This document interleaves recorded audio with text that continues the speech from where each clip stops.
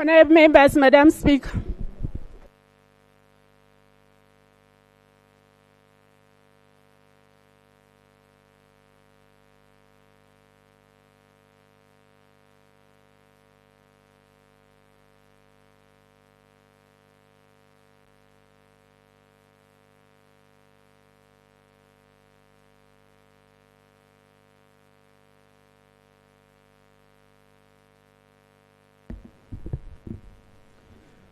Prayer. Almighty God, who in your infinite wisdom and providential goodness have appointed the officers of leaders and parliaments for the welfare of society and the just government of humanity, we beseech you to look upon with your abundant favor these your servants, whom you have been pleased to call to the performance of such important trusts in this land. Let your blessing descend upon them here assembled, and grant that they may, as in your presence, treat and consider all matters that shall come under their deliberation in so just and faithful a manner as to promote your honor and glory, and to advance the good of those whose interests you've committed to their charge. Amen.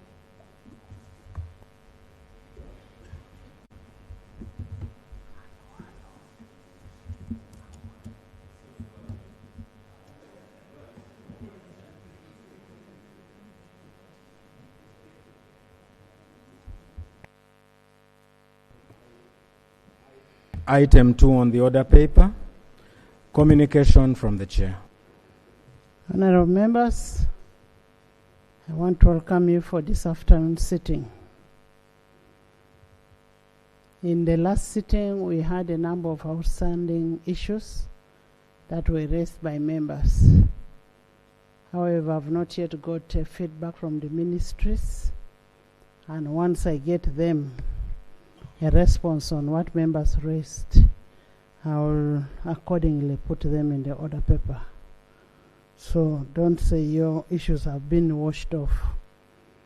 And last Thursday, when we sat in this house, we had a debate on the Copyright and Neighboring Rights Amendment Bill 2025. A debate was done. What was left was harmonization on matters that were contentious. And that was on section 9, clause 9 of the bill. This morning we had the harmonization meeting, and we accordingly harmonized, and we are ready to proceed to that effect. Honorable Lob, Thursday, maybe, not sure, maybe ED, and you're supposed to present the alternative policy statement. So in the circumstance that it may be a public holiday, what do we do? Can we agree that you will first send the report to the committee, then on the next sitting of Tuesday you'll formally lay for those members to start working? Honorable members, on rather sad note, one of us, Honorable Enos Asimwe of Kabula County, is currently nursing injuries sustained under very unfortunate incidents that happened last weekend. We keep praying for him for faster recovery, and may the good Lord heal him faster. Find time and check on a colleague. Once again, I want to welcome all of you for this sitting. And over the weekend, I had a lot of sentiments out there where people were calling us ignorant. We're ignorant, that's why we're not passing the law. One thing I want to tell the people who were sending messages, we are not ignorant. Whatever we did was for the good of the law. So if somebody is idle and starts sending messages that members are ignorant, please, we are not. Thank you. Yes, Lop.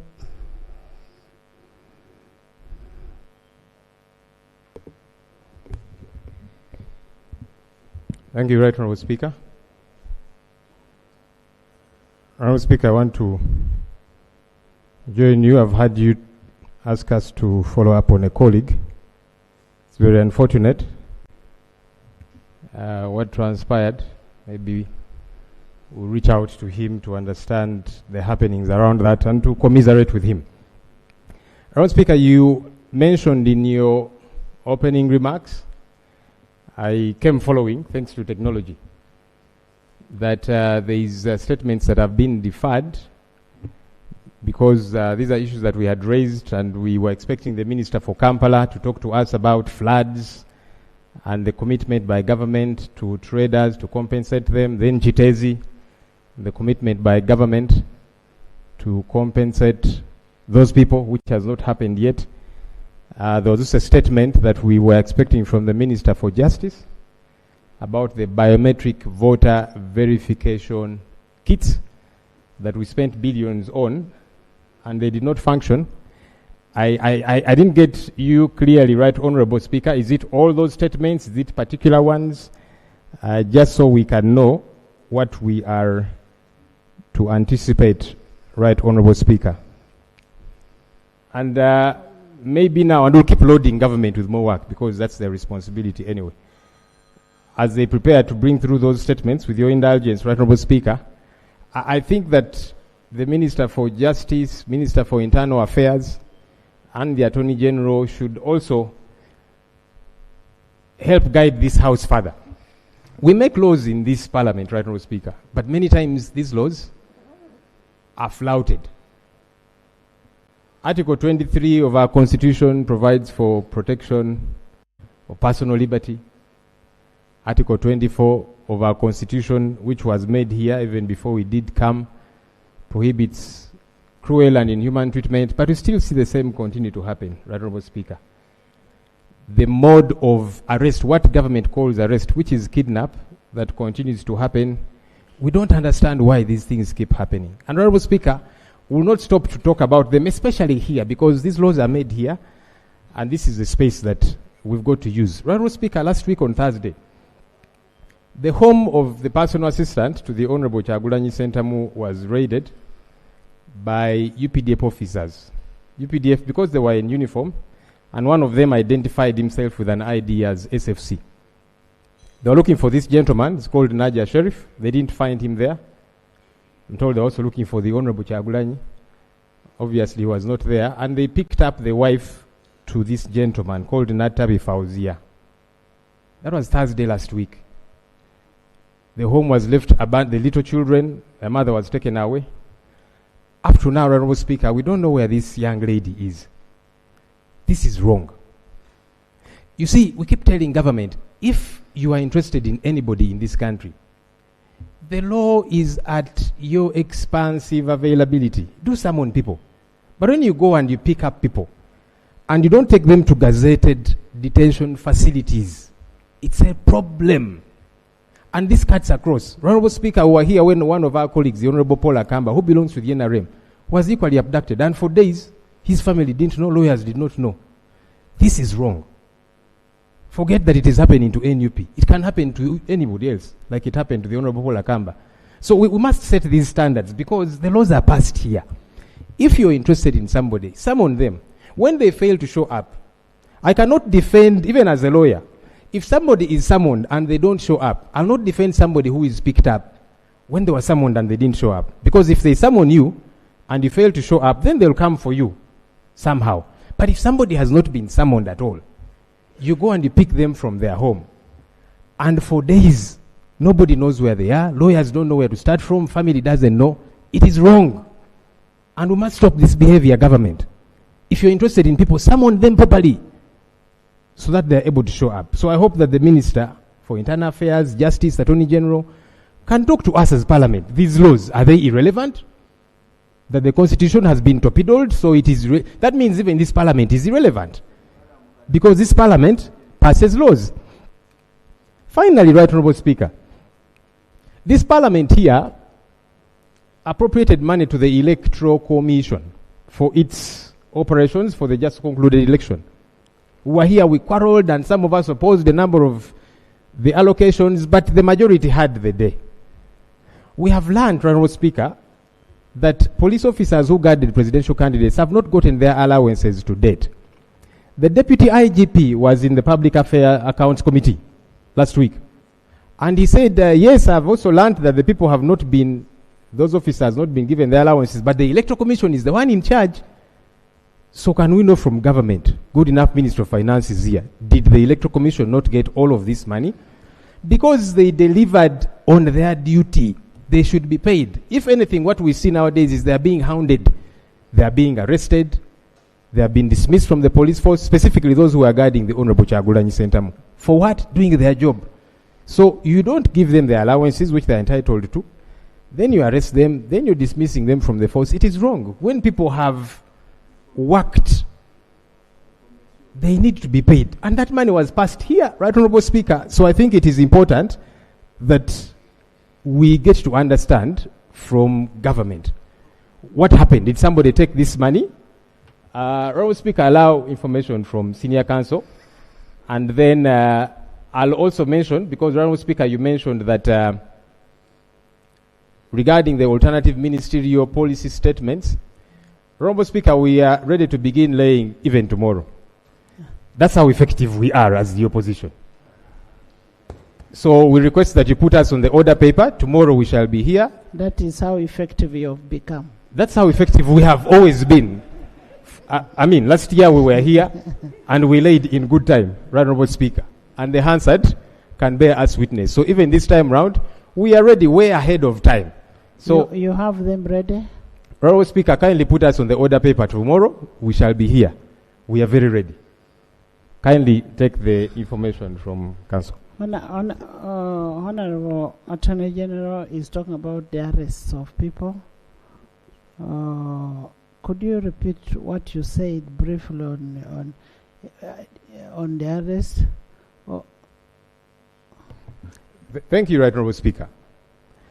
Right Honorable Speaker, I was emphasizing the imperativeness to follow the law in this our country. Attorney General was walking in.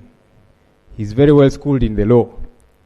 I quoted Article 23, which provides for protection of personal liberty. I quoted Article 24 of our Constitution, which provides for, which actually inhibits and bars cruel treatment, inhuman treatment, and so on. But we continue to see the same happening, that people continue to be abducted. There's a young lady called Natabi Fauzia. She's wife to the personal assistant of the Honorable Kyagulanyi Ssentamu Robert. The home of this personal assistant was raided by men in UPDF uniform. One of them identified himself as SFC with his ID. They asked for where this gentleman was. He's called Nadia Sheriff Senyonjo. The wife said, I'm not too sure where he is right now. And they took the wife. That was Thursday last week. They left the little children unattended too. Up to now, we don't know where this young lady is. And that's what I've been emphasizing. It is wrong. Okay. I don't know what the Attorney General is going to explain to us, but these issues are problematic because it can happen to anybody regardless of where you belong. And I have said, if government is interested in anybody, please do issue us summons. And say, Joel Senyonyi, we require you tomorrow at this police station at CIID headquarters at 9 a.m. I will be there at 8:30 because I'm a law-abiding citizen. But this business of picking people and then you cannot account for them for days, it is wrong. Okay. And it has to stop because otherwise it's going to eat up. Okay. Honorable Attorney General, you've heard.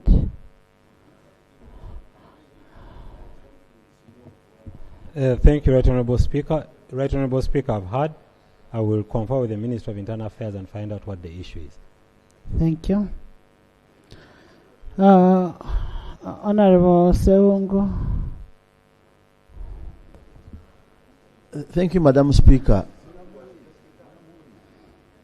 Madam Speaker, I want to thank you for your communication, but there's a matter I wanted to address again to this House through you about fire gutting markets. Yesterday, there was another challenge in Kampala. Katwe market was gutted. And we want to know exactly what's happening. Many people are constructing storage buildings in Kampala. Do they have water hydrants? How do you help this challenge? When we had fire gutting schools, Ministry of Education had a lot of directives on schools having fire extinguishers, and indeed it has solved some problems. But these people continue crying to government to help them, and we are not getting good information from government. Could we know what is happening in the KCCA? A lot of markets are catching fire, and people are losing a lot of property and money. And what can be done in the instant case? Madam Speaker, as we talk now, owners of these markets are putting back their structures. But what can KCCA do to control fires? And the best solution is placing water hydrants in a number of areas. We need to get a status report. So you've actually come out with a solution. Yeah, we will, but you've come out with a solution. Now that you are the house that does appropriation, so we should budget for that. Madam Speaker, most obliged, but could we get some report about the challenges we are facing? Even Ginger had the same of recent. I think it was Ginger Market. I want to refer you to the Sectoral Committee of Presidential Affairs. The challenges that are affecting KCCA are in that report. And if we can be able to address those challenges, then we'll be able to resolve most of these things. But all the same, government, you need to take note. Government, you need to take note of what Honorable Seungu is talking about. Thank you, Right Honorable Speaker. Right Honorable Speaker, definitely I'll take this up with KCCA, with the Ministry for Kampala, and ask them to make a report to Parliament. Appeal. Appeal. Appeal. Thank you very much, Madam Speaker. Thank you very much. Madam Speaker, I rise on a matter of national importance concerning a devastating windstorm destruction of classroom blocks, entire classroom blocks at Ototong Primary School over the weekend. That was on the 14th of March this year. That Honorable Speaker, this destruction has left almost 1,300 learners without safe and adequate learning spaces, as the roofs have all been blown off. And our prayer is that government, through the Office of the Prime Minister, provides temporary learning spaces, notably tents or tarpaulins, to ensure that the learners can continue attending school. But also we request for about 400 pieces of iron sheets to re-roof the classroom blocks. I thank you, Right Honourable Speaker. Thank you. Have you got the disaster report from the district? Yes, Madam Speaker. I'll submit it to the Office of the Prime Minister. Thank you very much. Thank you. Government. Thank you, Right Honourable Speaker. Right Honourable Speaker, I'll follow up with the Honourable Member, obtain this report and ensure that I get it delivered to the Office of the Prime Minister. Thank you. Next item. Yes.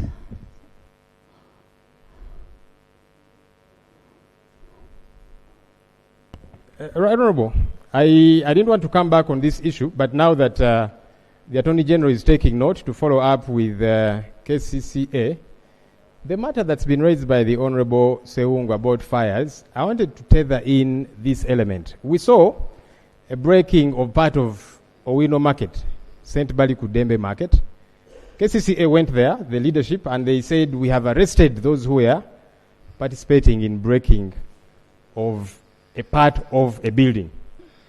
A short while later, a few days later, KCCA now went back and they said these people, they demolished in a not very good way, so let's finish the demolition. That was KCCA itself. They said now that they didn't demolish properly, so let's now raise down the entire building. And so people have been reaching out to us and saying, do help us. KCCA came and said they have arrested those who were demolishing. Now they came back and they said, let's finish the job. The other ones didn't do it very well. I think that the Minister for Kampala needs to tie that into the report that she's going to bring so that we get clarity. There is a lot of confusion. Thank you. Right Honourable, with your permission, allow 30-second information from the Shadow Minister for Kampala and the Kampala Lord Mayor-elect, with your permission. Thank you, Right Honorable Speaker. I personally visited the site before the demolition at night. And the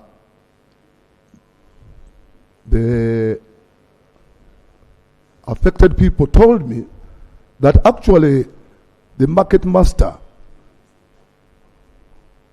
of Owino Market, who represents KCCA, had warned the people and told them to vacate, for they were going to be evicted. And when I called the ED's phone was off, but I later called the deputy ED, who told me they had no arrangement of evicting the vendors because they are chasing off the street the illegal street vendors into the gazetted markets, and therefore they had no reason whatsoever to again evict people from the markets. Unfortunately, that very night, it's when the demolition went on. And sad to say, we lost a life there. Someone died. And I hear now there are 2 that died. So we need a thorough report from the minister. And maybe, Right Honorable Speaker, it would be even much better for you to constitute a committee to investigate into that matter, because it's a serious matter. I called the ED, who later told me that she had actually given a demolition order or permit to the developer. And at first, the developer hasn't known. Everyone was running away from that act. So don't you think, Right Honorable Speaker, you need to constitute a committee of Parliament to investigate into that matter, because it's a serious matter. Very serious. Honorable members, I am aware that KCCA is appearing before the Committee of Park tomorrow, and most of those issues, most of those issues must be handled by the chair and the committee, and I see a number of committee members of KCCA here. So interrogate KCCA on those matters, and then interrogate KCCA on those matters, and then you will report back. We already have a committee of COSASE handling KCCA. So it will not be good for us to form another committee. Yes, Dennis? Thank you very much, Right Honorable Speaker. I am raising on a matter of national importance, touching our health sector. Right Honorable Speaker, between 2022 to 2025, the graduate nurses and midwives at extension level, to be specific, those that are extending from certificate to diploma and then from diploma to bachelor's, government did not provide funds for their placement. And by virtue of the fact that there were no funds allocated for placement, government waived placement for the said students. But to date, they have not been issued with their practicing licenses. And by law, they cannot practice anywhere in this country. I pray that government expedites the process of coordinating its other organs and release licenses for these Ugandans. Thank you very much. Dennis, when the budget process and the sectoral committees are sitting, go to the sectoral committee of health, bring up that issue, and that issue will be resolved. The next item. Item 3 on the order paper. Laying of papers. 3A. Forensic audit report into the alleged misappropriation of funds for the construction of Kololo Seed Secondary School, Maracha District.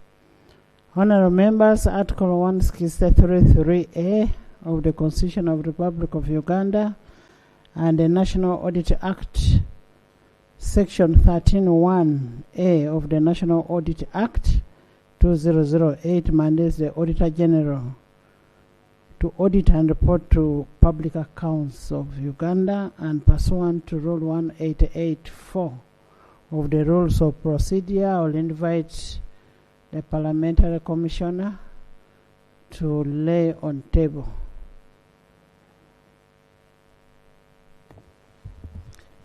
Right Honourable Speaker and Honourable Members, I beg to lay the report of name the forensic audit report into the alleged misappropriation of funds for the construction of Kololo Seed Secondary School, Maracha District. I beg to lay the report on table. Thank you.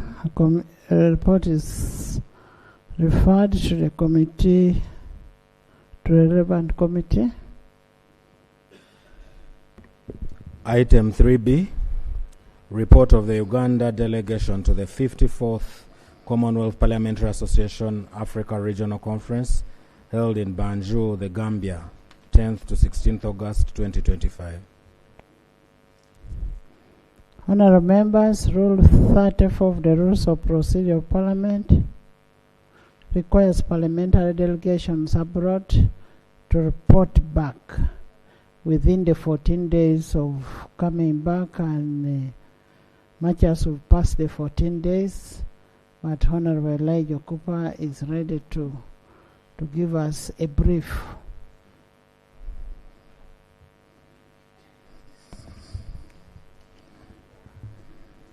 Thank you, Right Honourable Speaker. Like you have stated, in compliance with Rule 34(1) of the Rules of Procedure of Parliament of Uganda, allow me to lay a report of the Uganda delegation to the 54th CPA Africa Regional Conference held in the Banjul, the Gambia, between 10th to 16th of August 2025. The theme of the conference was strengthening democratic governance and resilience in Africa, tackling conflicts, economic shocks, and climate risks. Right Honourable Speaker, honourable colleagues, the list of the members that attended is attached. The resolutions and the recommendations are here in this report. Right Honourable Speaker, allow me to lay report on the table. Right Honourable Speaker. Thank you, Honourable Elijah. And pursuant to Rule 34(3) of the Rules of Procedure, we will deposit that report to the library.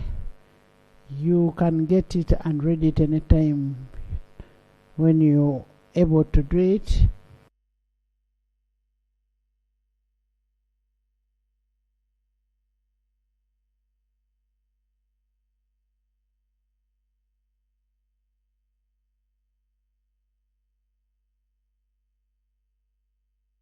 And then we'll set a date for a debate later.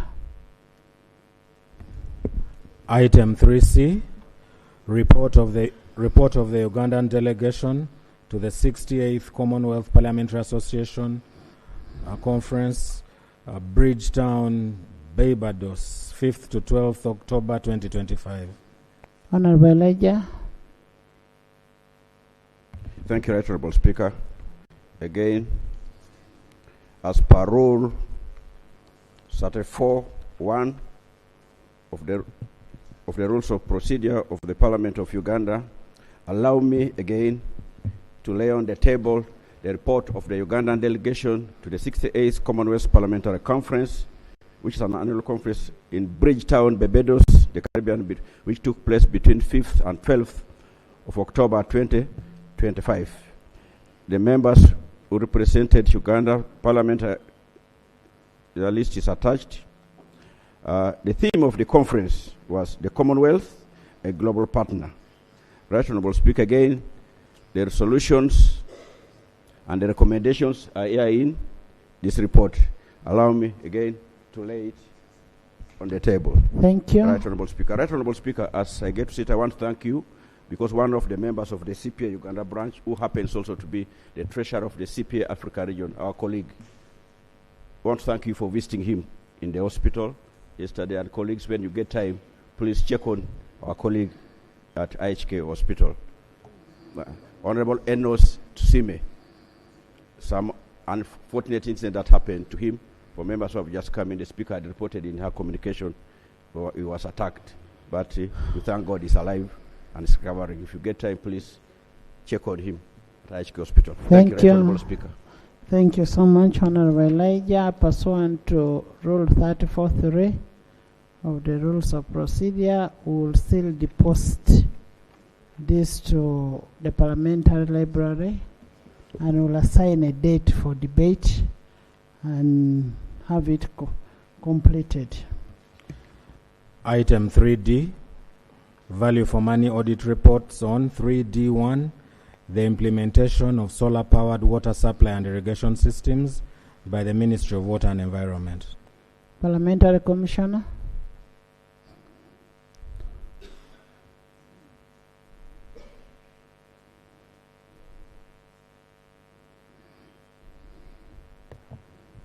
Right Honourable Speaker and honourable members, I beg to lay the report of the Auditor General on the implementation of solar-powered water supply and irrigation systems by Ministry of Water and Environment.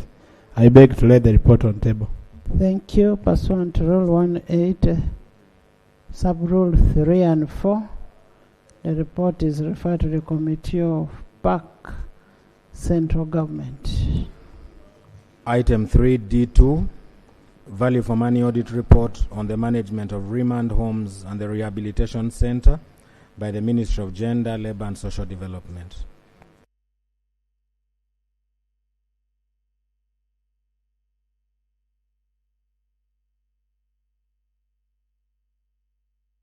And the rehabilitation center by Ministry of Gender, Labour and Social Development. I beg to lay the report.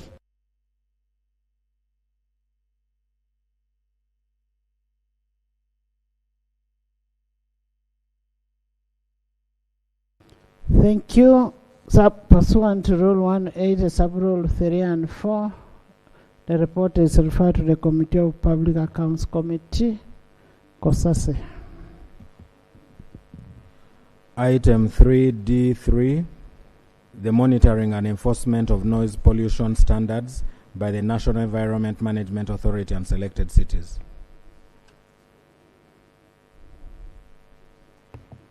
Right Honourable Speaker and honourable members, I beg to lay the report for value for money audit on monitoring and enforcement of noise pollution standards by the National Environment Management Authority, NEMA, and selected cities. I beg to lay the report.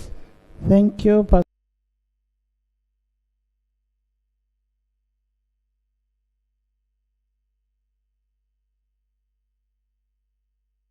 3D4, value for money audit report on the implementation of land administration by the Ministry of Lands, Housing and Urban Development through the Ministry zonal offices.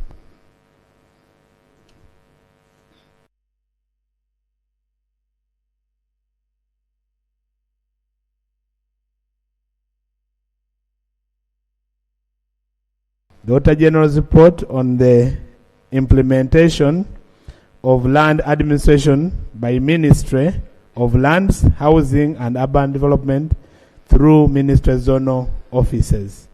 The report is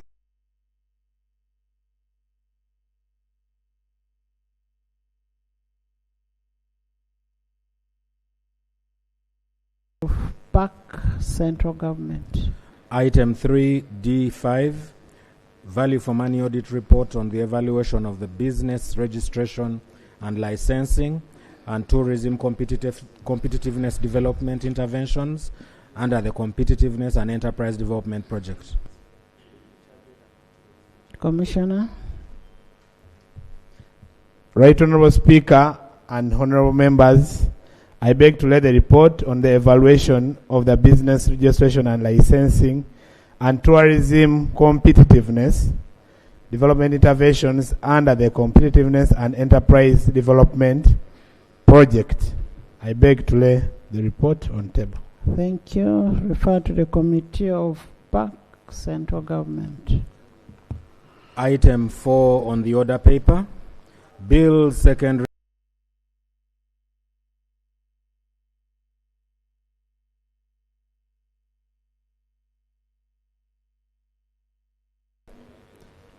March 2026, the House stood over the debate on the motion for the second reading,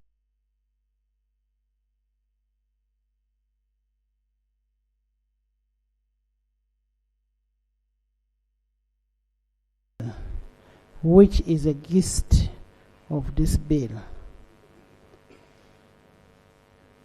We, as I said before, we had a clarification on that clause.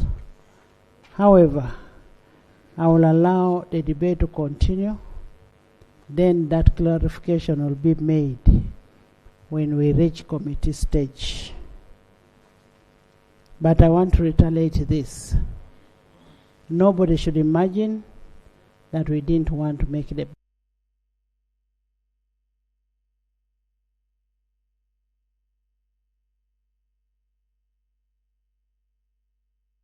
ignorant. We are not ignorant. We are here to work for the public.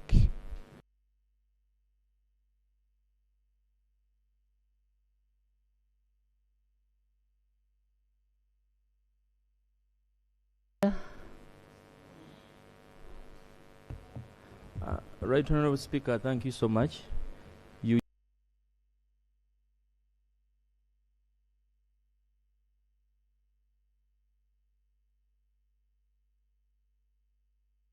stage. Are we therefore proceeding well when we say that we go back to the debate? Is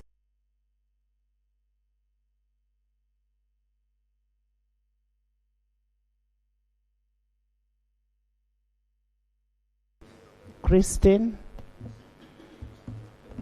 Right Honorable Speaker, thank you so much.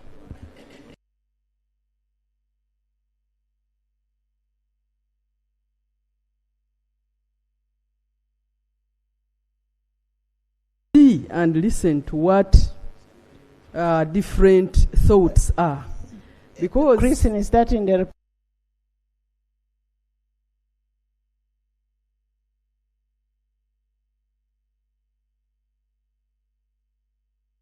on a clause 9 will be discussed when we are at committee stage. Yes, Right Honorable Speaker. I was building my submission, Right Honorable Speaker.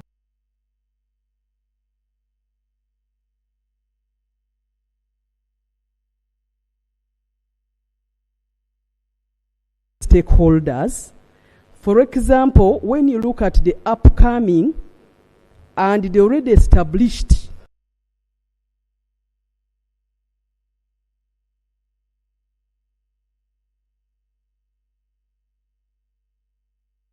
consideration of the different interests, because this did not come out, Right Honorable Speaker, in the report.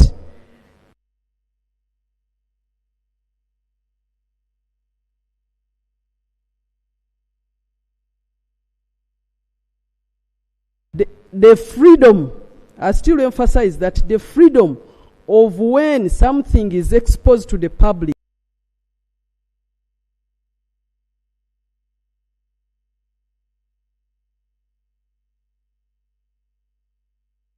extent should the public enjoy what you have put forward, especially when you have put it forward.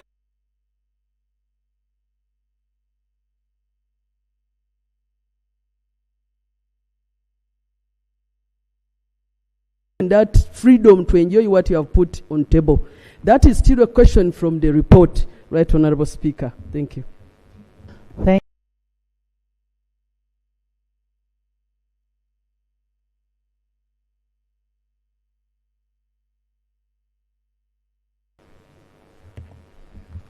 Thank you, Right Honourable Speaker. And I thank the Honourable Member for the question. I'll just make this analogy. I manufacture a car for purposes of selling it. But because I manufactured it for purposes of selling it for the public to use, we cannot argue that I should be able to access that car without paying for it.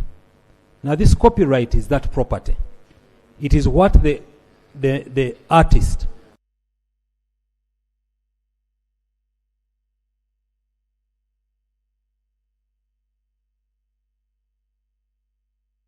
how you could use it. If you want to enter into an agreement with the artist, you could enter the agreement, and the artist could give you time. And there are limits. 20 years, 15 years, all those are provided for in the Act. So the right of the public to use the works of the artist are regulated by the law. It is not that when they produce the music, you are at liberty to use it for your benefit, for your commercial benefit, without them benefiting from it. So yes, it's provided for. If you want to use it, you can agree with them. If you want to sell it, you can also agree with them on how you can sell it. So we need to look at it as the property, that this copyright is the property of the artist, and you would like to use that property. How do you want to use the property? This is a house. They don't clap. Please. So yes, the way the law is structured, the way the copyright law is structured, it is alive to the fact that the artist would like to sell that product. But how do they sell that product to the public? That's what the law is trying to regulate. And Christine, you also have an option. If you do not want to enjoy the product, then you decide not to. But if you want to enjoy, you must be able to pay the owner of the product. You get it, eh?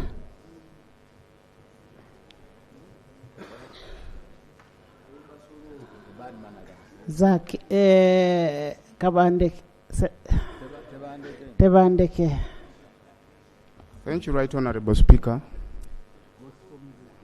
Right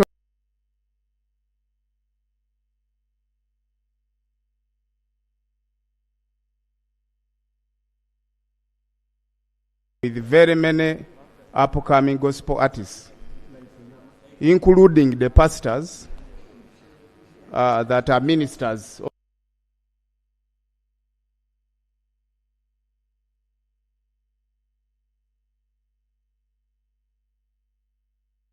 Their input into this bill, and yet it is for public consumption.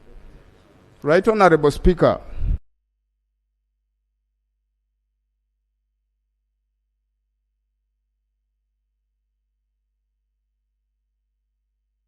Tebandeke. Honorable Tebandeke. Honorable Tebandeke.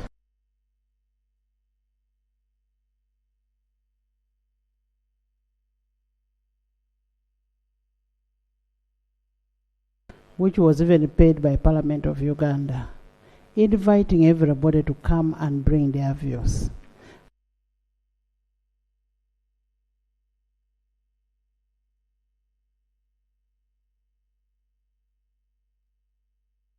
We cannot go and pick somebody from their homes to come and give their views. So we will take the views that were given .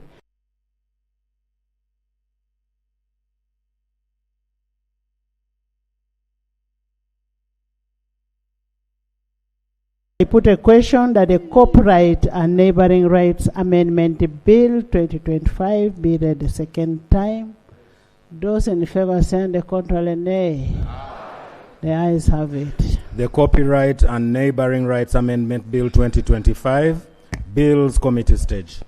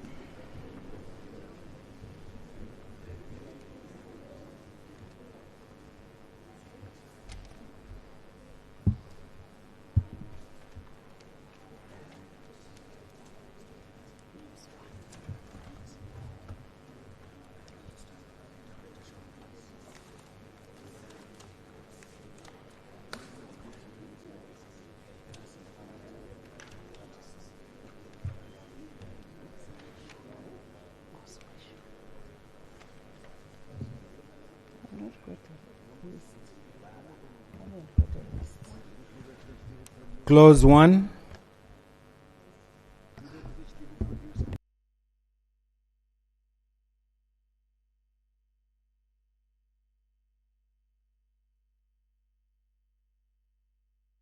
in the following terms.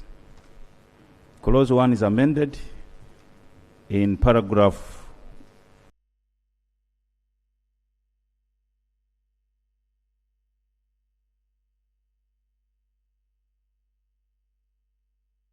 wire.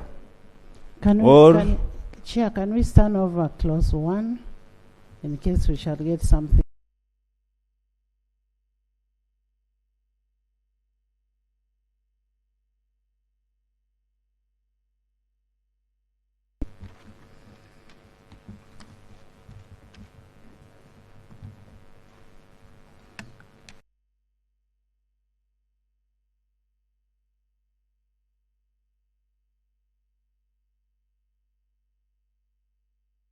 Stands part of the bill. Those in favor stand the contrary there. The ayes have it. Clause 3.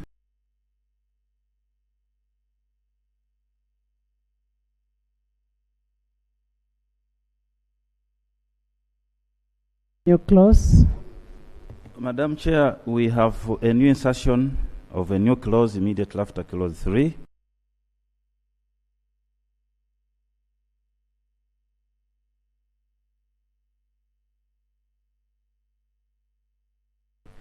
The Principal Act is amended by inserting immediately after clause 4 the following. 4A.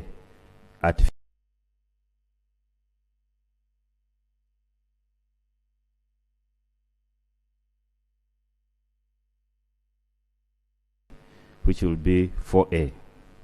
And 4A is the head note is artificial intelligence work to be protected.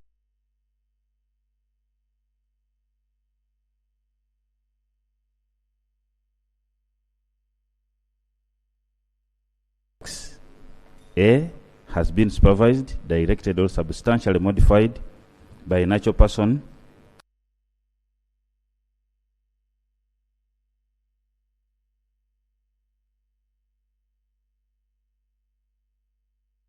shall, to A, obtain the consent of the author of the work to be used in training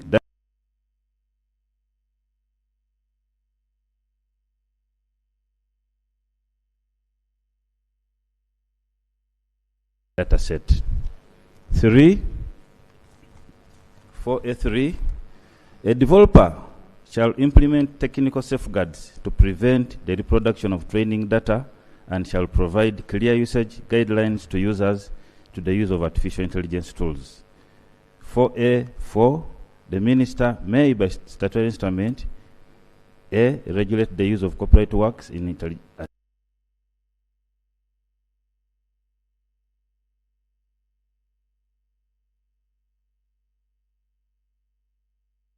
is original.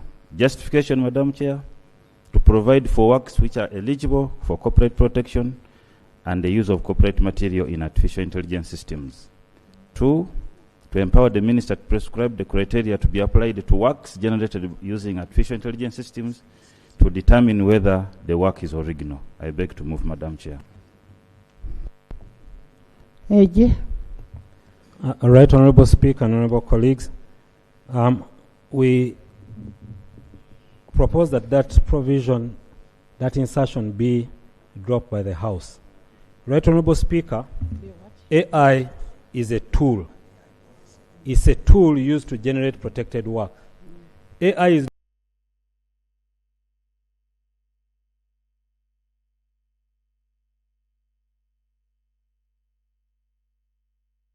not about the tools that you use to generate the works. This act is about the works themselves. So the AI policy is much wider, and government is currently working on AI policy.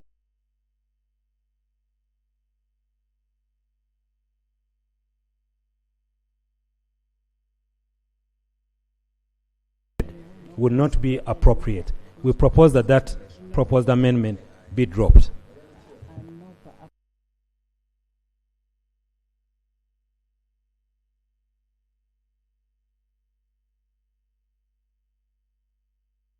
AG is saying is correct.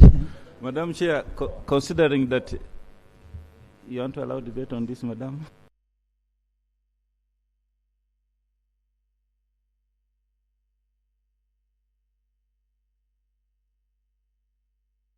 have a law that you're referring on the AI for No, you to we borrow. received the And in the circumstance that you don't have.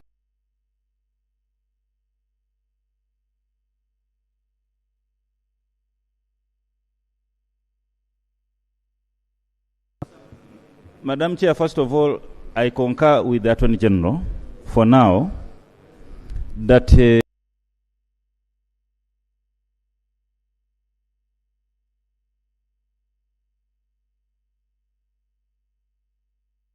matters and amend the Corporate Act further.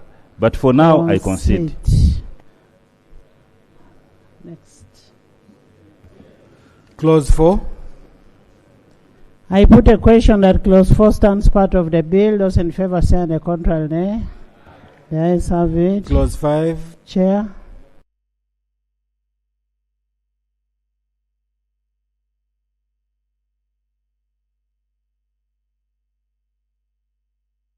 Clause 5 is amended in the paragraph B by substituting for subsection 4 the following.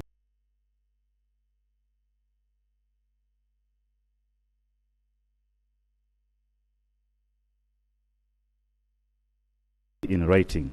Justification for completeness to harmonize the provision with the head note.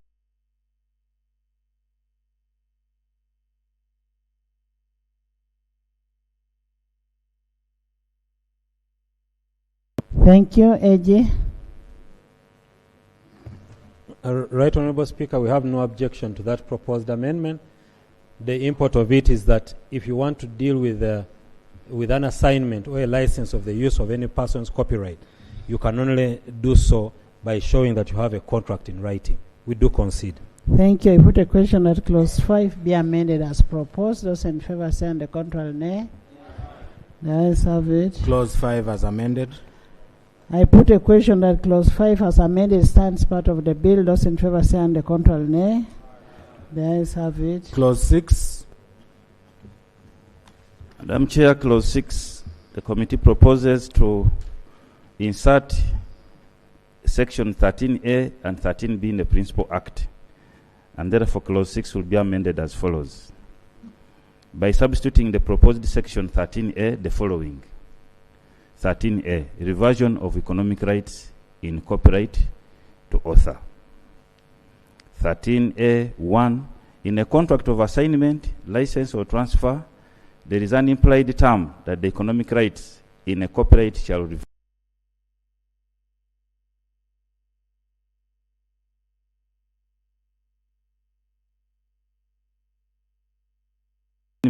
license or transfer. C, if the hold of the economic rights in the contract of assignment, license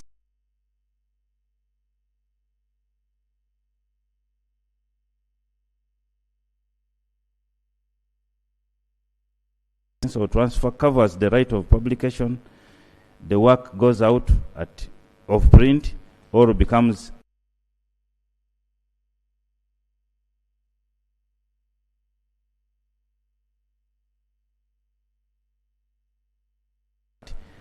or F for any other reason as may be prescribed by the minister by statutory instrument.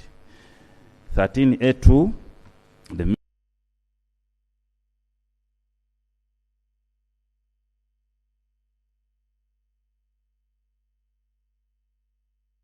A 13AB. In section 13B1, the proposed paragraphs A and B by deleting the word effective wherever the word appears in the provision. And in the proposed paragraph B by inserting immediately after the word technological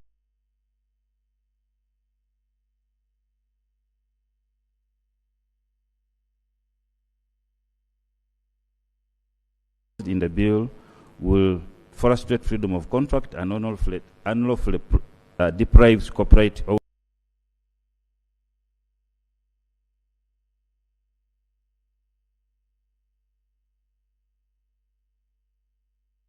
specific circumstances.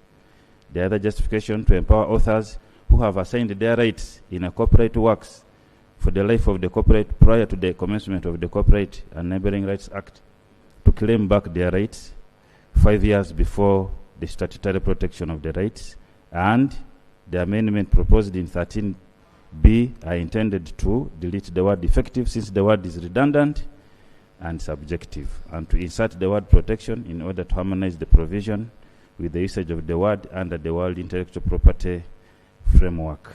I beg to move, Madam Chair. AG.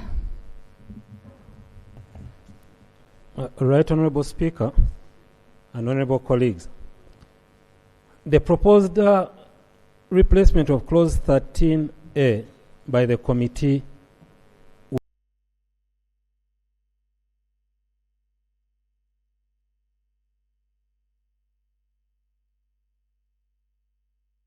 more than 20 years, and that and 5 years before that, the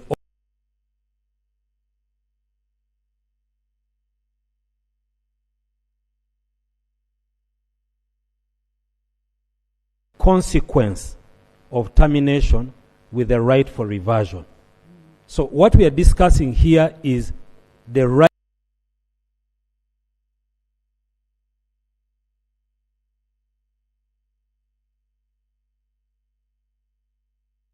years. You can write another contract. But the purpose of this was to ensure that if an author, for example, in year one,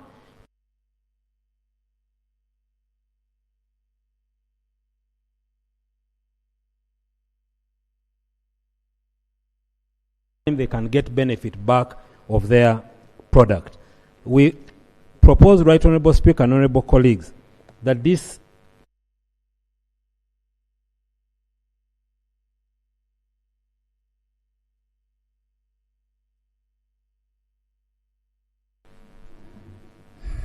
I want the Attorney General to guide me on this, and the chair of the committee.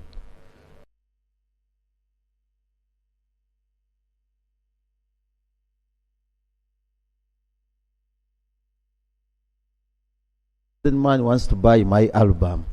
Remember, some time back, there was no TikTok, there was no whatever.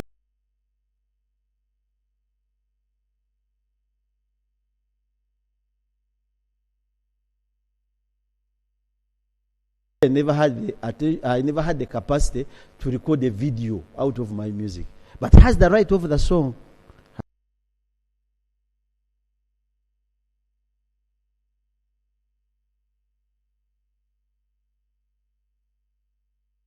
Now I'm composing, I'm putting in a video. I'm recording a video which I'm also going to sell. I want to say how this musician is protected under that directive.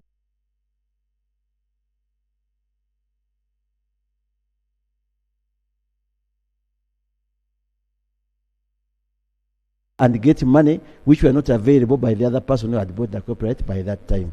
Can you help me get that one, that particular clause?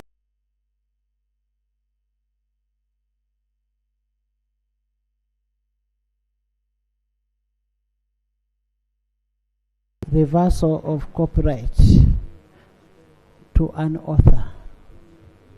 So let's discuss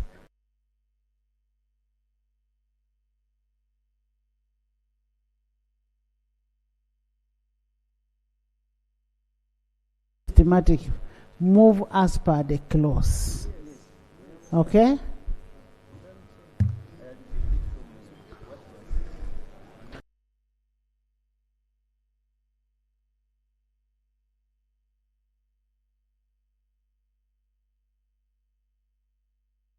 Yeah. What we seek to achieve is that the reversionary interests of the author are protected.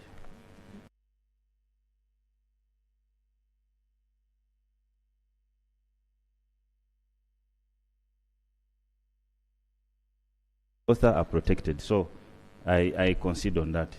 I put a question that clause 6 stands part of the bill. Those in favor say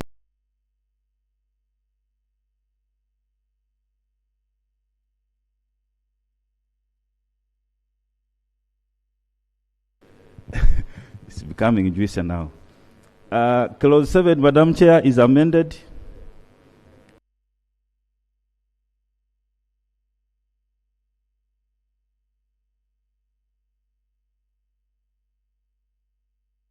After the word museum, the words for use by a beneficiary person other than for commercial.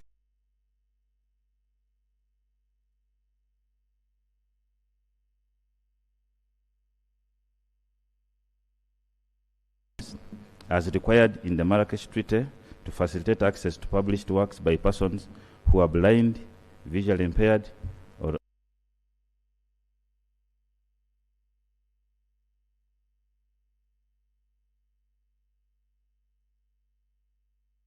Speaker, honorable colleagues, the import of the provision in clause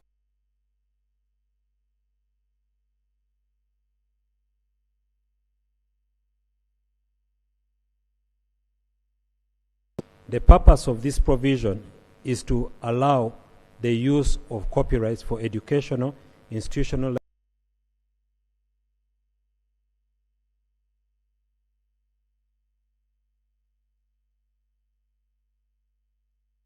beneficiary person. Now that beneficiary person could only be a person who is a beneficiary through a license, through a contract,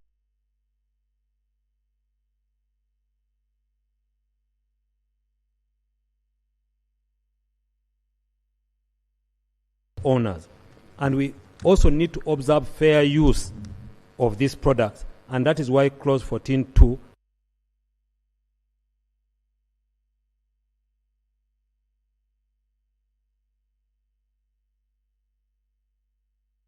in relation to amendment to section 14L,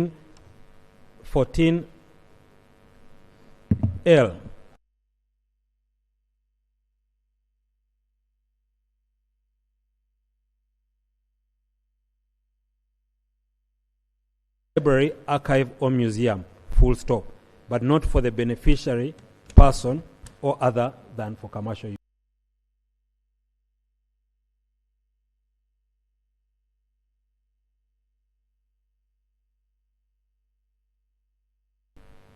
access or published works by persons who are blind, visually impaired, or other.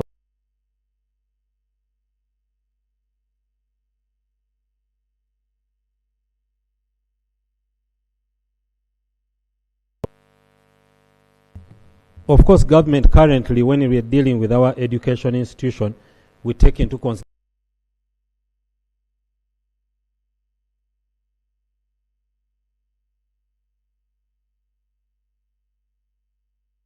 when you say for educational purposes, it is not, it is encompassing all the person in the education.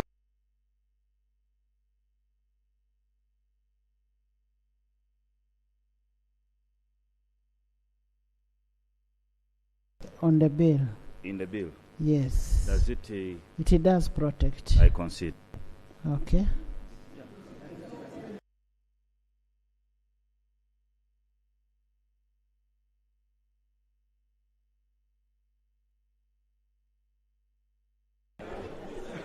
Attorney General, for avoidance of doubt, just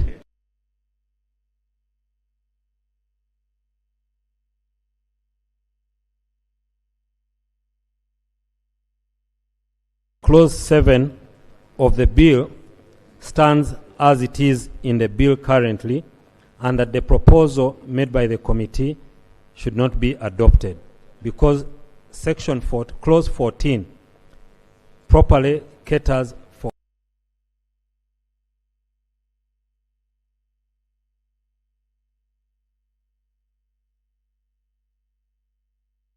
the control there. Let's have it. Clause 8. Chair. Madam Chair, the committee proposes amendments to clause 8, which is amendment of sections 14 and 14 being the principal act in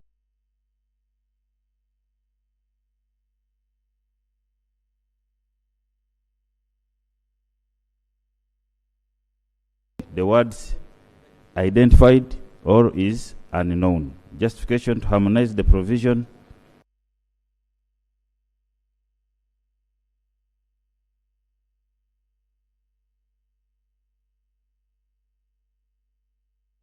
Right Honourable Speaker, Right Honourable Chair, and Honourable colleagues, yes, we do concede that the proposal as made by the committee widens the scope of orphan works and clarifies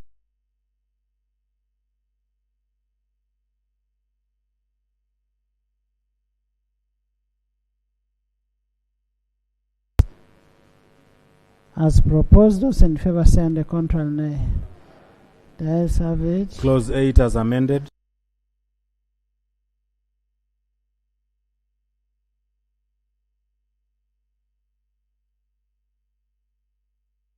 Clause 9. Honorable members, I'm in receipt of a letter from one of the members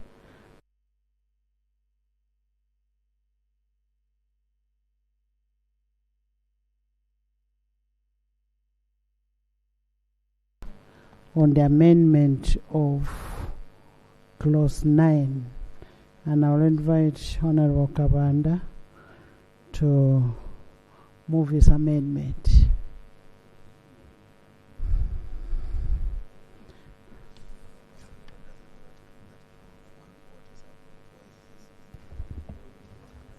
Right Honourable Speaker, thank you so much for allowing me to make some amendments on clause 9.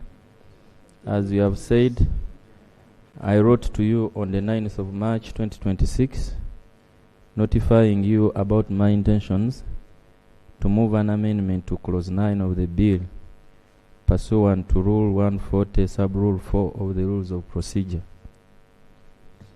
Right Yes, Honourable go Speaker, ahead. I was unable to submit to the committee because by the time the bill was under consideration, I was away on official duty. Right Honourable Speaker and Honourable members, I beg to move the following amendments to clause 9 of this bill. Right Honourable Speaker, I move that clause 9 be substituted for the following. Section 30 of the Principal Act is amended by A. I am by substituting for the proposed subsection 1, where a sound recording or audiovisual fixation published for commercial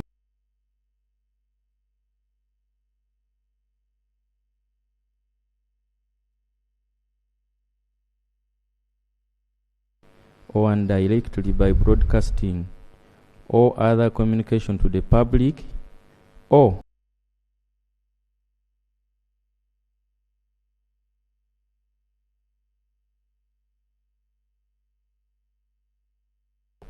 in consultation with the registrar and relevant stakeholders for the performer or perform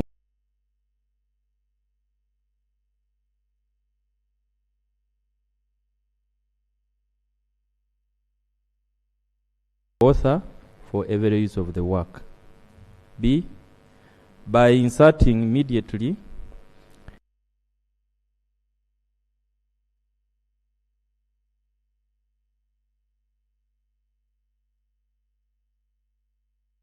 a payment system established under the National Payment Systems Act.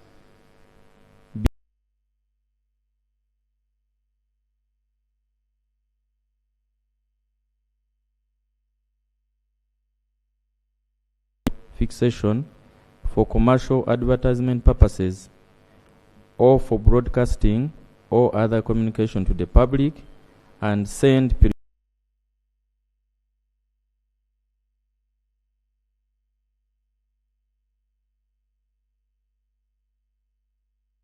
the minister may, in consultation with the registrar and any relevant stakeholders,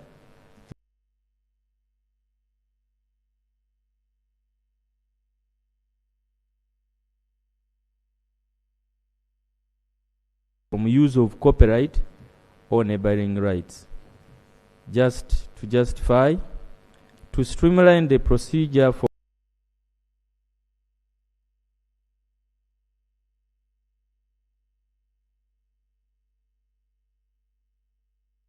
Yeah. The committee did not propose any amendment to this clause.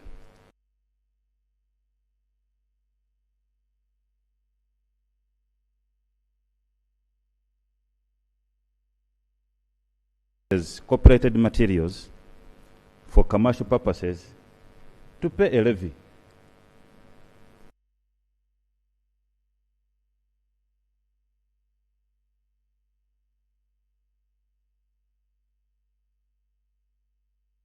Energize and enhance the work of our creatives.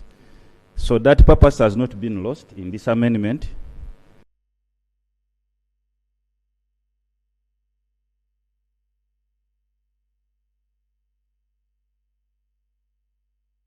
In the equitable payments, because equitable is subjective. So to have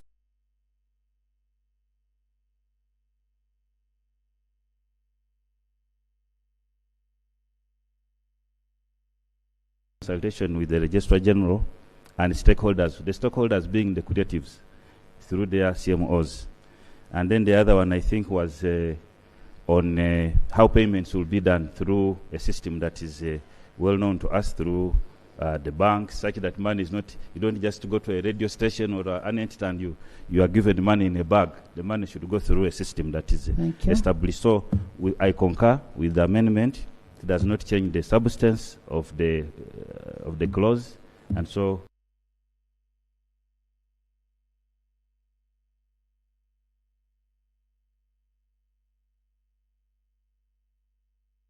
upon receipt of your notification of this amendment, we did have a chance to consider this and even had a chance to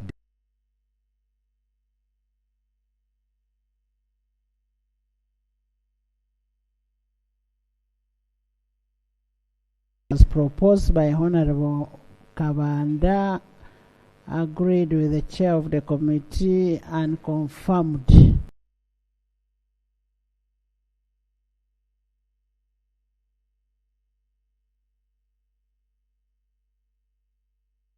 Clause 9 as amended stands part of the committee. Those in favor say the contrary nay.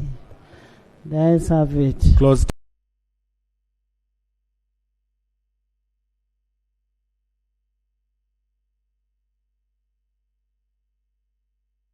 nay.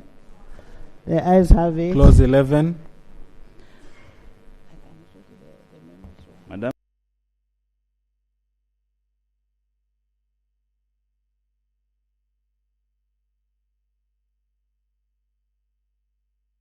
Our guests who are up there, we have Edirisa Kenzo Musuza.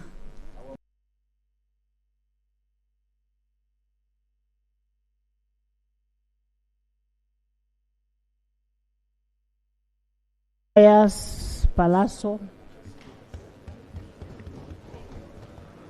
Joseph Mayanja.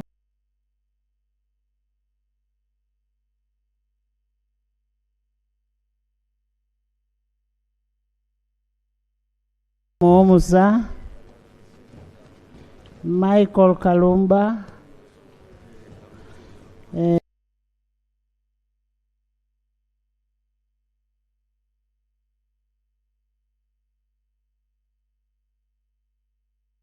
Ten, Cindy Sanyo,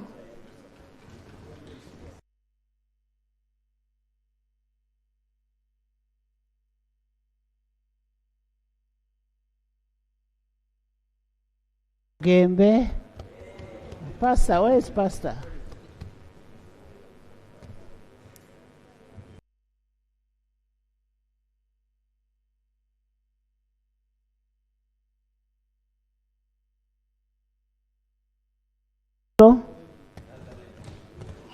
Nathan Magola, Cassandra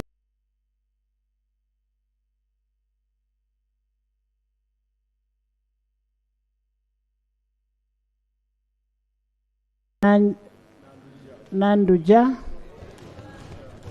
Aisha Nava Ziwa,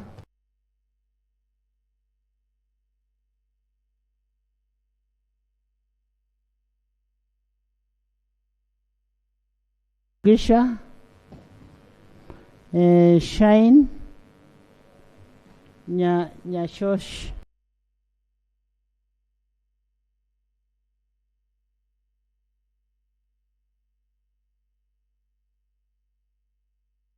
Sulaiman Lwanga, Alima Namakula,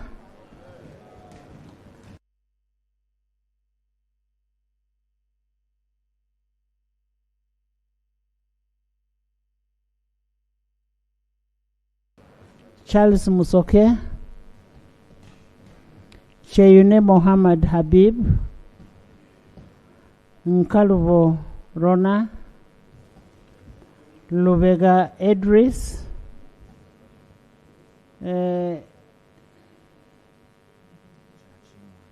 Chachimwa Jen,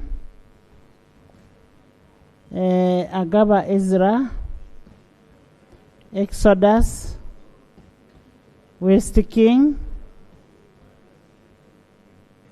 Emrys, Bruno,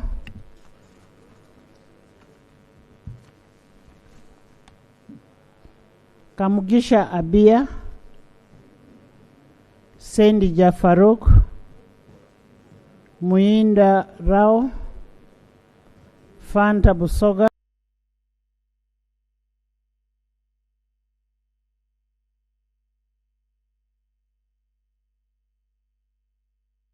join me in welcoming them. We also have our own hill.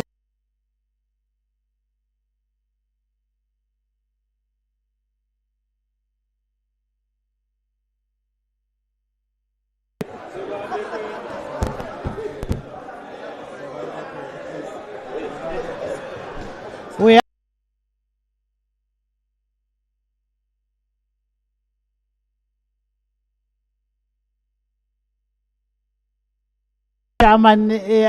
Kayemba Solo. You're almost welcome and thank you.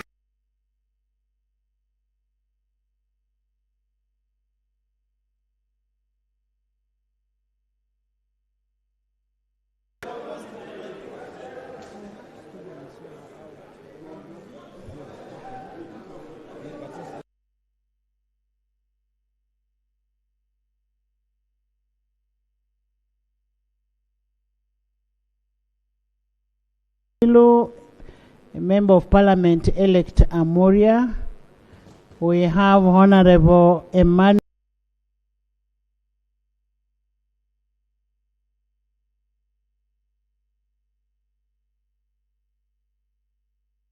Wanyoto Godfrey from Budadiri West County. You're almost welcome. And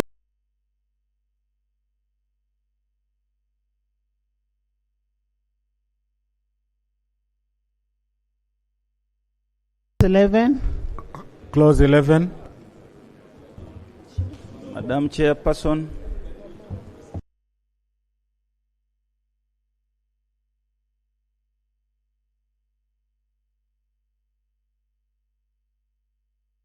A, 39A in subsection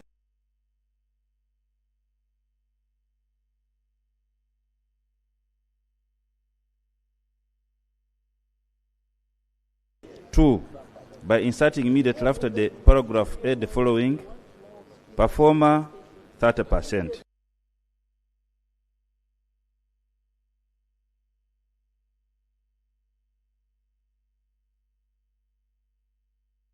Section 2 shall be computed on the net revenue earned by the person exploiting the works of the author or the performer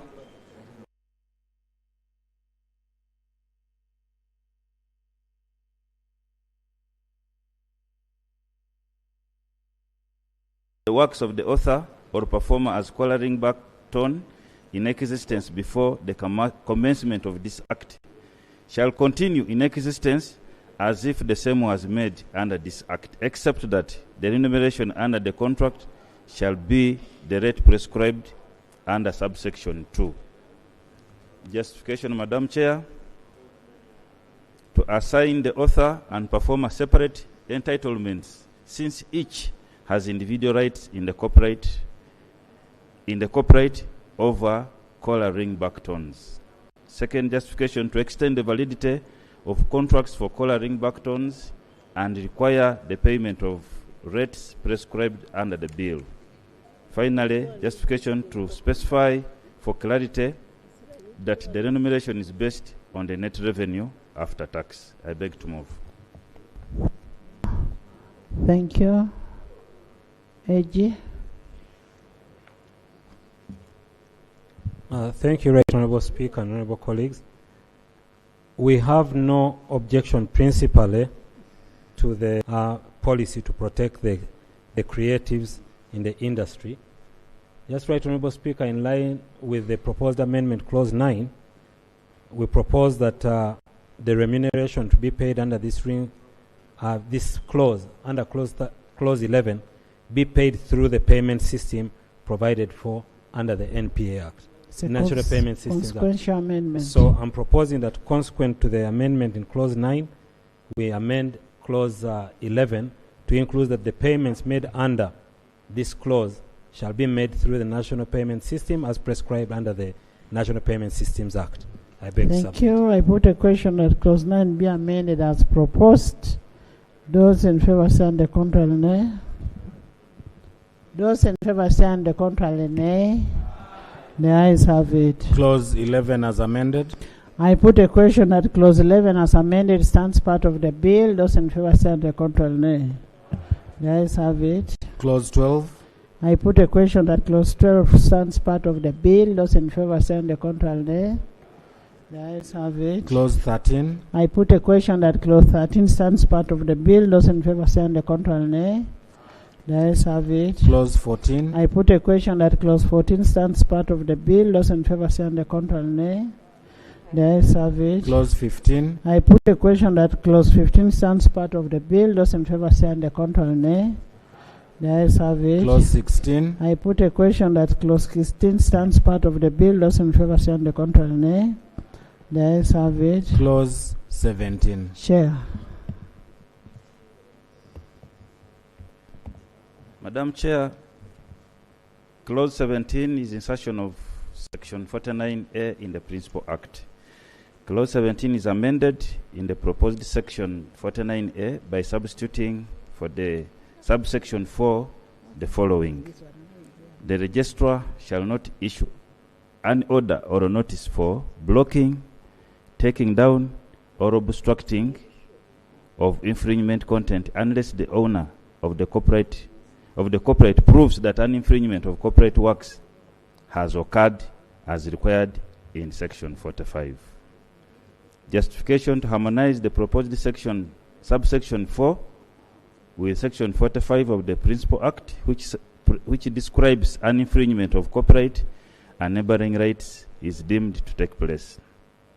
Second justification, the certificate of ownership is not proof of infringement since it does not contain the copyright alleged to have been infringed.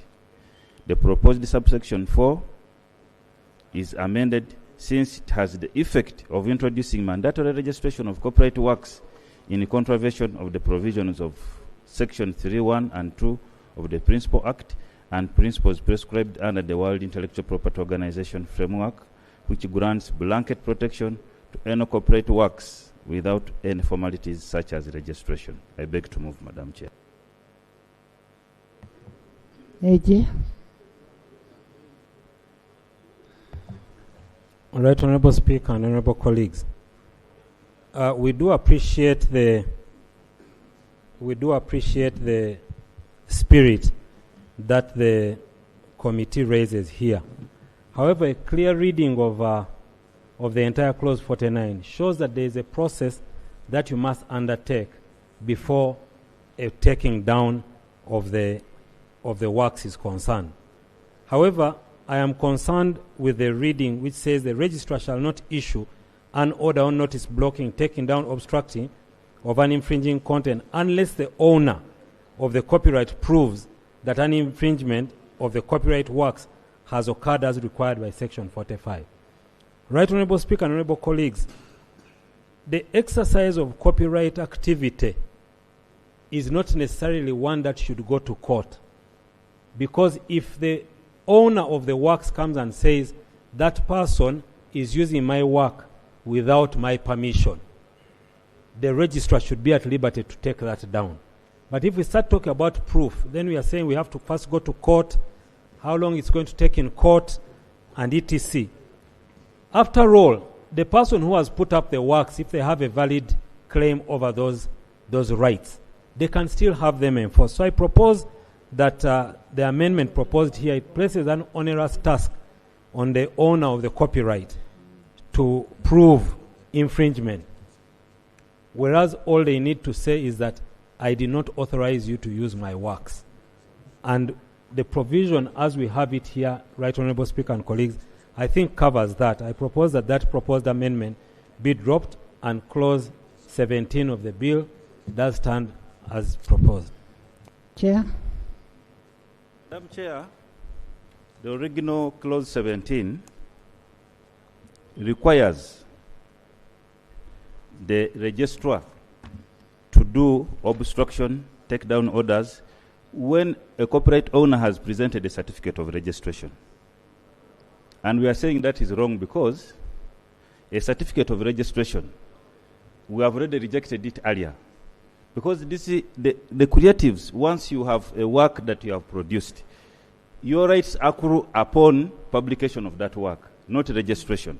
So if you leave here registration as a condition for the registrar to take down the works that have been infringed upon, then you are saying the creatives must go and register their works, which you are saying no, they don't have to register their work, because that right accrues. As soon as you produce a work, the right accrues, you don't have to register. So the only way out is for the rights owner to go and prove that they are the ones who produced that work, not a certificate of registration. Right, Honorable Speaker. Can I find out, does one have to register a copyright? No, I am asking, I'm not asking you.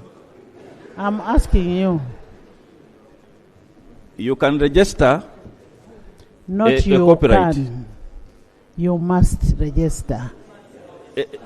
No. The right. Your the right, because that is okay. There are rights that accrue upon registration. Yes. But whether I've registered or not, I am the copyright holder. Yes. Yes. But and whether I've registered, Madam Chair, as a creative. Madam Chair, and whether I've registered or not, I am protected under the law. Yes. I am protected under the law. Order. Right, Honorable Chair. The Honorable Member is correct that once a creative produces his work, he has a right to that work. But for you to benefit from the protections provided by the law, you must register. Because you will find it very difficult to tell someone that they're infringing your rights.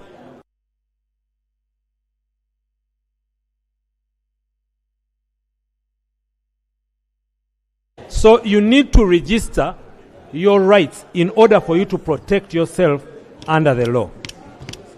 Because anyone can claim. You must register.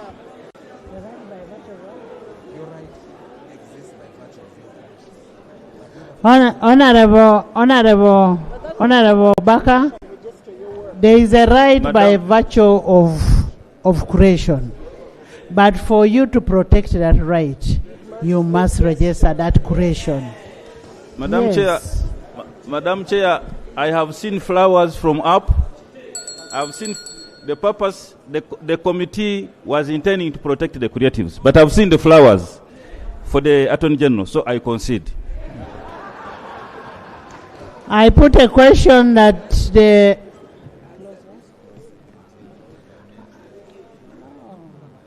I put a question that clause 17 stands part of the bill. Those in favor stand the contrary, nay. The ayes have it. Clause 18.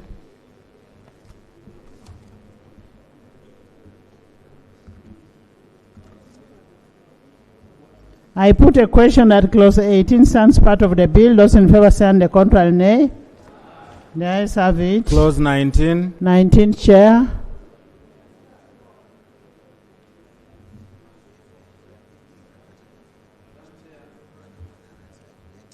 Clause 19, there is a proposal by the committee. Clause 19 is amended by deleting paragraph B. Clause 19 is amended by deleting paragraph B. Justification, Madam Chair. The proposed subsection 3 is redundant in light of Section 45 of the Principal Act, which describes when an infringement of copyright and neighboring rights is deemed to take place.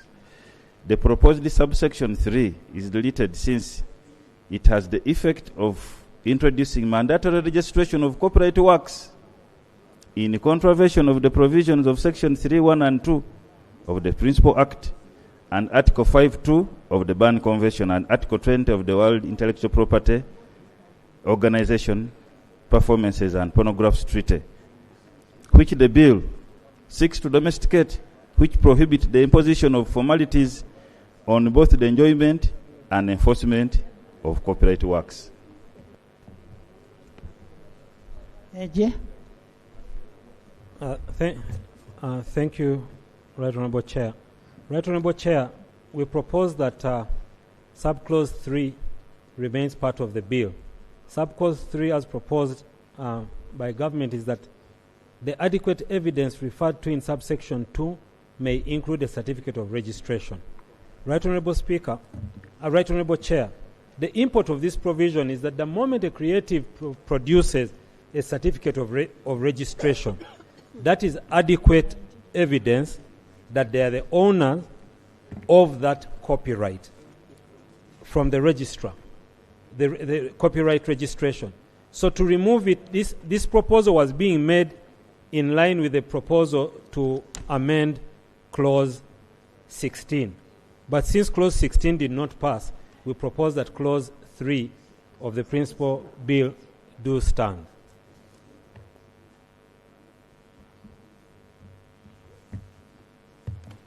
Madam Chair, after what we have agreed upon in the previous clause, which was Clause 19, Clause 17, Clause 19 consequentially has to remain as it was. So I concur with the Attorney General.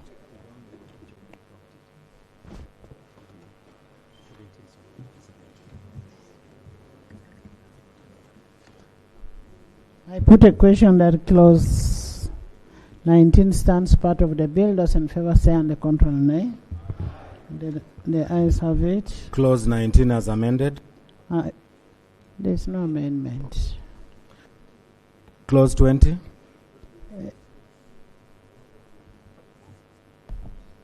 Madam Chair, Clause 20 is on substitution of subsection 56 of the Principal Act. Clause 20 is amended in the proposed section 54 in the following terms. In subsection 1, by substituting for the words a group of persons, the words any 30 or more people. B, in subsection 2, by inserting immediately after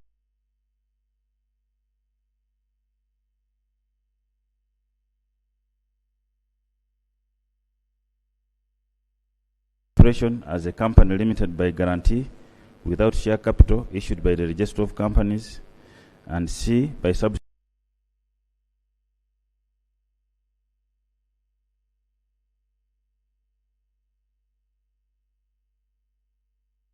of rights and category of works.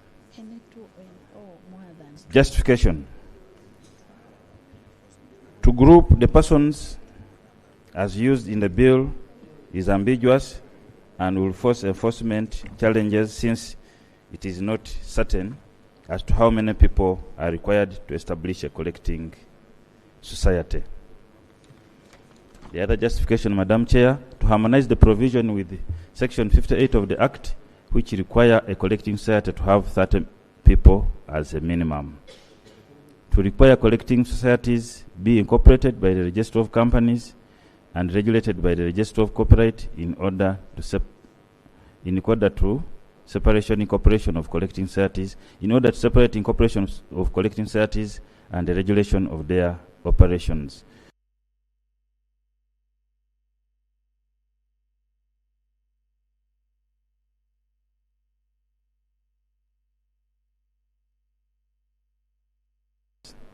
And to restrict the registrar to only register not more than 2 collecting societies for each bundle of rights. I beg to move, Madam Chair.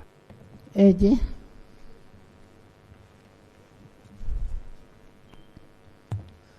Thank you, Right Honourable Chair. Right Honourable Chair and Honourable colleagues.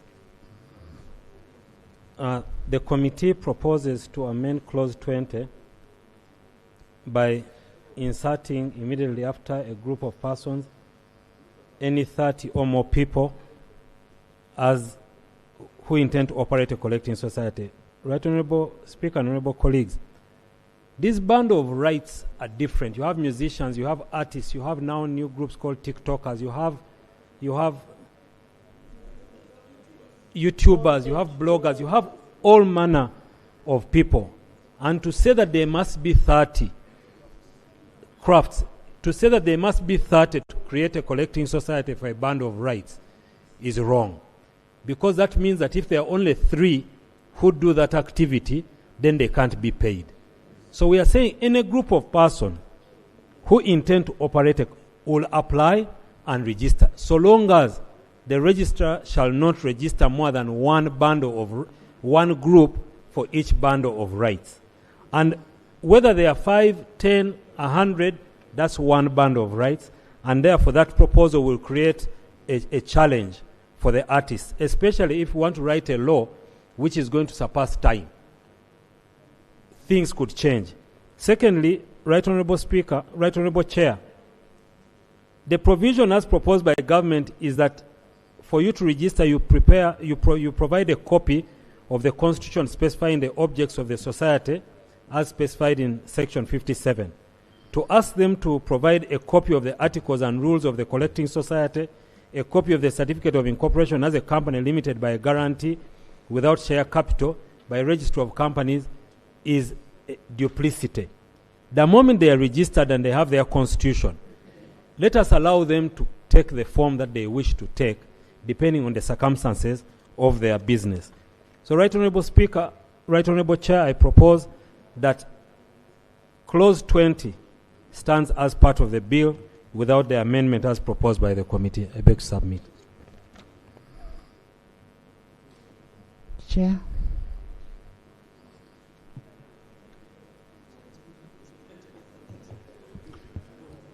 Madam Chair, this morning, while interacting with some members of the creatives in our consultation, this matter came up, although we didn't discuss it thoroughly.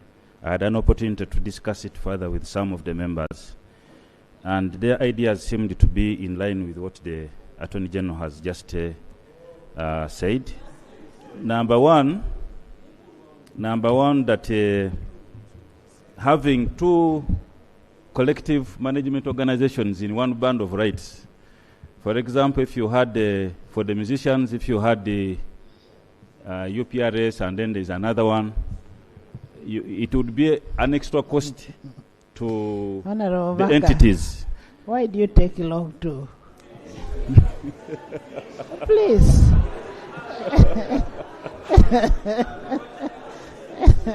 So, the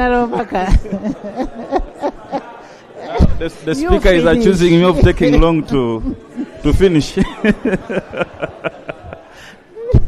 So the short of it is that the Attorney General, the proposals are in line with the creatives that we had this morning discussing this matter, and I concede. I put a question that Clause 20 stands part of the bill. Those in favor say the contrary nay.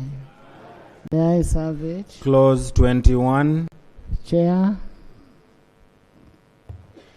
Madam Chair, Clause 21, the committee has a proposal to amend Clause 21 in paragraph C by inserting immediately after the proposed paragraph BA the following. BB, in consultation with its members to prescribe fees for accessing corporate works owned by its members. Justification to enable collection societies set fees for accessing corporate works owned by its members. AG. Right Honorable Speaker, Right Honorable Chair, we have no objection. That amendment, it enhances the proprietary rights of the members in those societies. I concede. Thank you. I put a question that clause 21 be amended as proposed. Those in favor stand the contrary nay. The ayes have it. Clause 21 as amended. I put a question that clause 1 as amended stands part of the bill. Those in favor stand the contrary nay. The ayes have it. Clause 22. I put a question that clause 22 stands part of the bill. Those in favor stand the contrary nay. The ayes have it. Clause 23. I put a question that clause 23 stands part of the bill. Those in favor stand the contrary nay. The ayes have it. Clause 24. I put a question that clause 24 stands part of the bill. Those in favor stand the contrary nay. Those in favor stand the contrary nay. The ayes have it. Clause 25. I put a question that clause 25 stands part of the bill. Those in favor stand the contrary nay. The ayes have it. Clause 26. I put a question that clause 26 stands part of the bill. Those in favor stand the contrary nay. The ayes have it. Clause 27. I put a question that clause 27 stands part of the bill. Those in favor stand the contrary nay.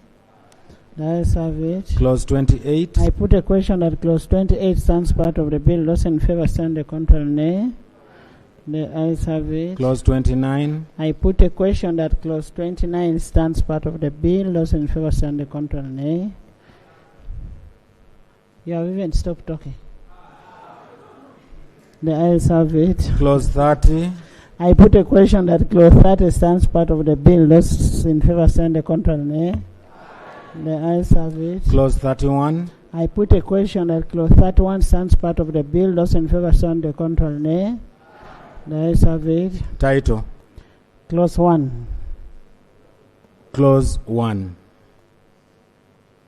Thank you, Madam Chair. Clause 1, the committee proposes amendments as follows. In paragraph A, 2, in the definition of broadcasting by inserting immediately before the word wireless, the word wire. Chair, we will approve one by one. One definition at a time. Okay?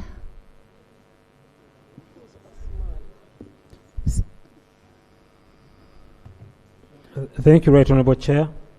Right Honorable Chair, in clause 1, there was a proposed amendment to accessible format, which the committee did not question. To access what? Accessible format, format Okay. copy. Yes. Then we have anonymous work.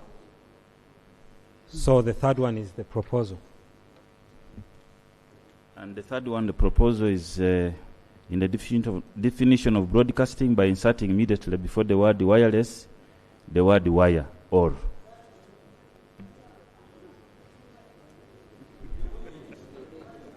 Right Honorable Speaker, Right Honorable Chair, we concede to that proposed amendment that wire or wireless widens the definition of broadcasting. Those in favor stand the contrary nay. The ayes have it. Next. In 3, in the definition of orphan works, by inserting immediately after the word found, the word or is unknown. AG.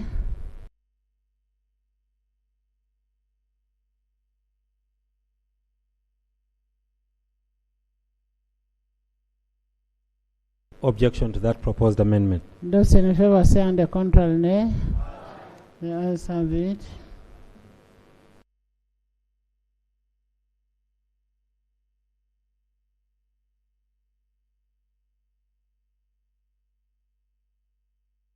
whether as stand-alone fixation or incorporated or used in other media after the initial.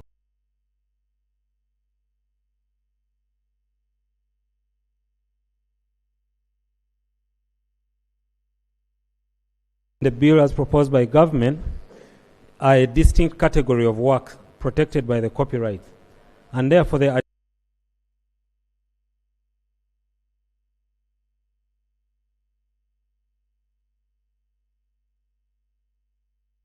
by the government bill do stand as part of the bill. I put a question that the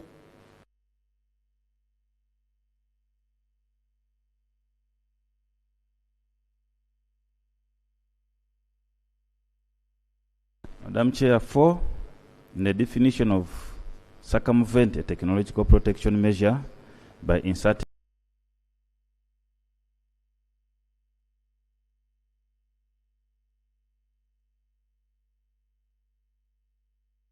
Honorable Chair and members, we cannot possibly write a law to allow anyone to circumvent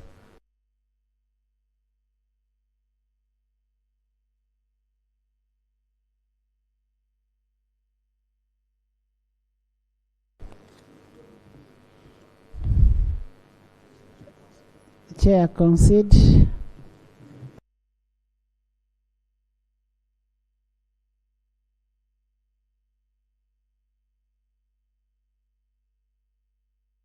owner, so I concede. Okay, I put a question. Those in favor say on the contrary, nay? The ayes have it.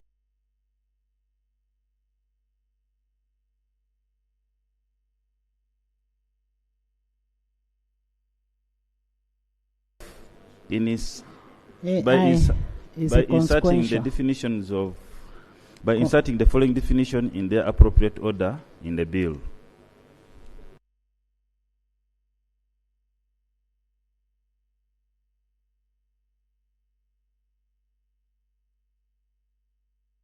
It collapses. Drop. The Attorney General will come and make a comment on it.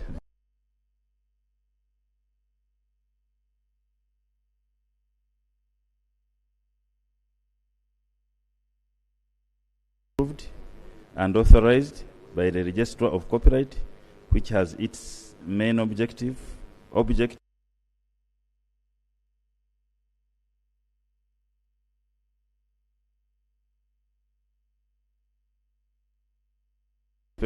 or the use or copyright works or neighboring rights. Okay.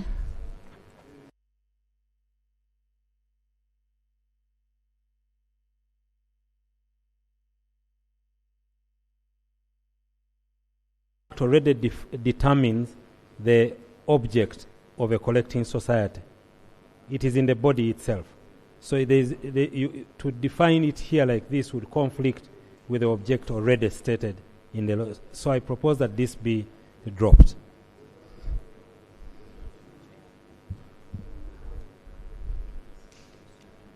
No harm, Madam Chair. Thank you. Because Next.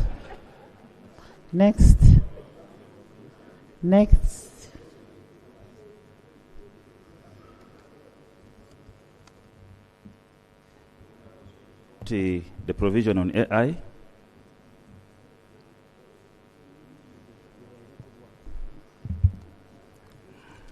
Reprographic coffee.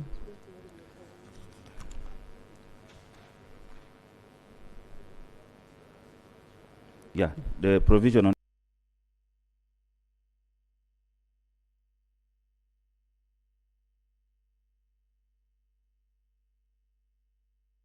Is that all you have?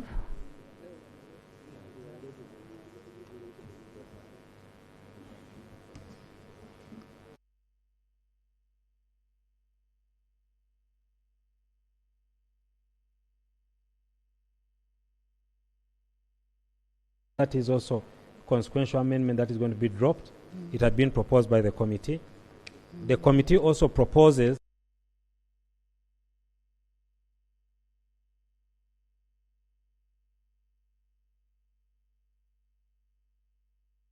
the system This again is a result of, as per the discussion we had in respect to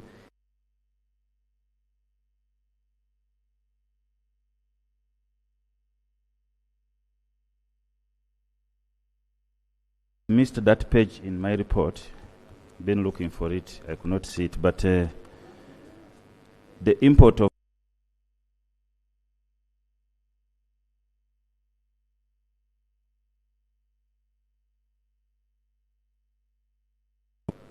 Thank you.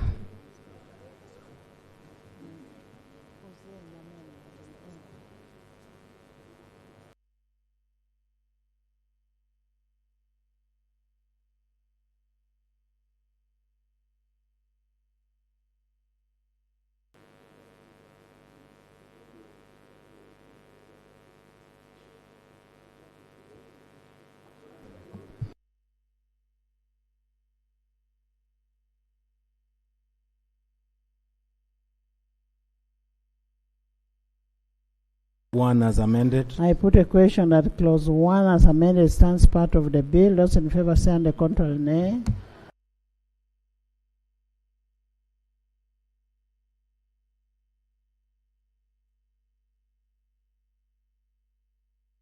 Ayes have it.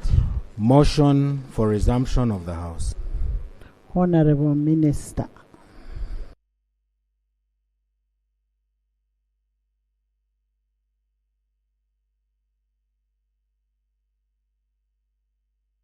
Speaker,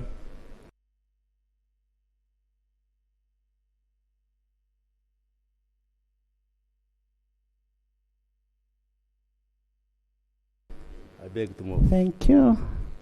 I put a question that the House does resume and the committee of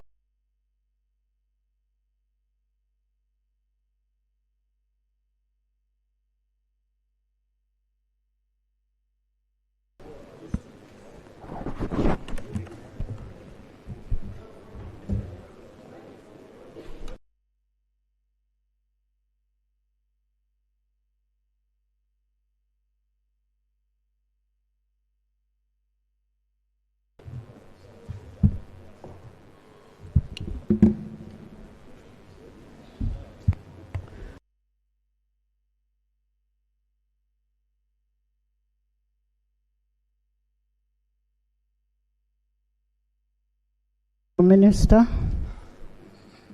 Right Honorable Speaker and Honorable Members, I beg to report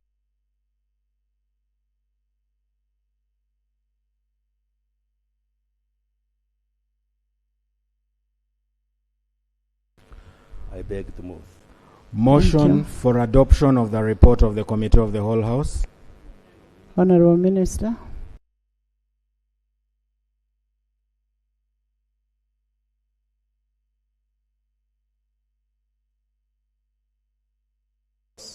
Be adopted.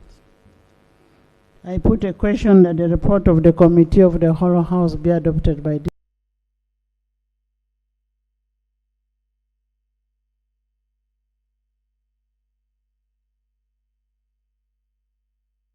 Third reading, the Copyright and Neighboring Rights Amendment Bill 2025. Honorable Minister.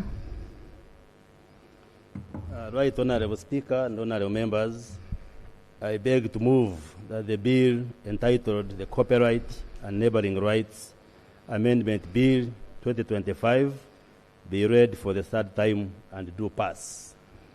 I put a question that the Copyright and Neighboring Rights Amendment Bill 2025 be read the third time and do pass. Those in favor say the contrary nay. The ayes have it. A bill for an act titled the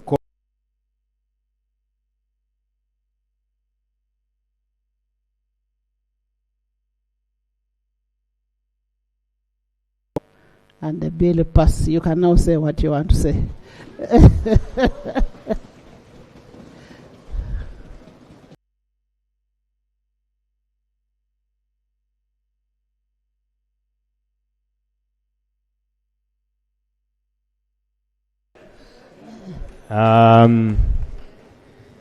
This bill was incidentally initiated by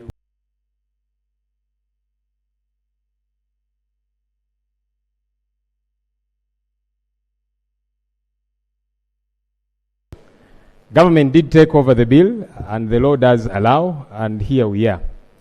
Let me say, we passed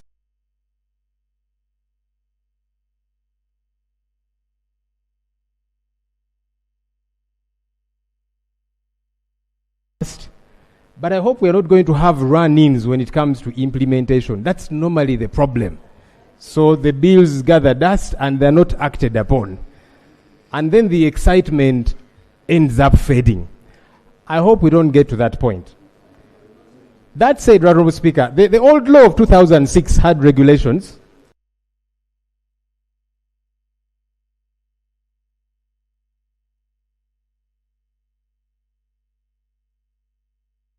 Rely on the 2010 regulations. We hope that there will be regulations that will come through to harmonize and actualize some of the things, because there was still some pettifogging over some clauses and so.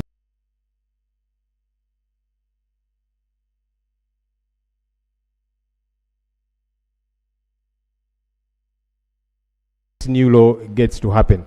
With your permission, Right Honourable Speaker, kindly allow a 30-second comment from the Shadow Minister for Arts, who is the initiator of this bill. Honourable. And he's also part of the community. With your permission, Right Honourable Speaker. Speaker. Don't take credit from what you've not done. Honourable. No, I've already mentioned we initiated and government took over. Honourable Law, please sit. First of all, I want to thank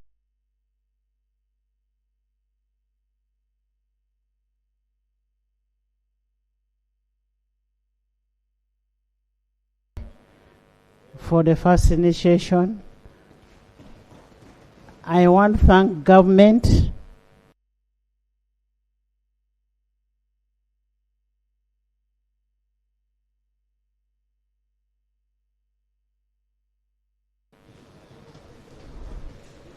I also want to thank the committee for the good work.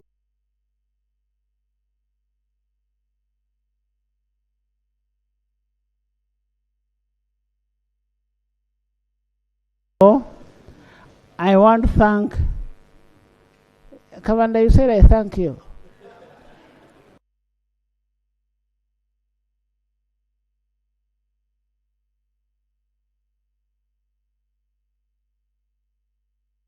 Especially I want to thank all the members of parliament.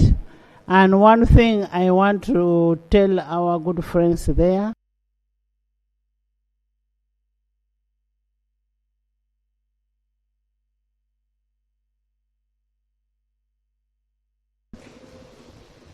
so will you continue making noise out there?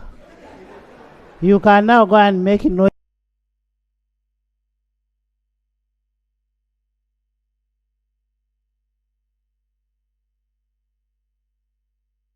Students and teachers from Science High School, Mukono Municipality.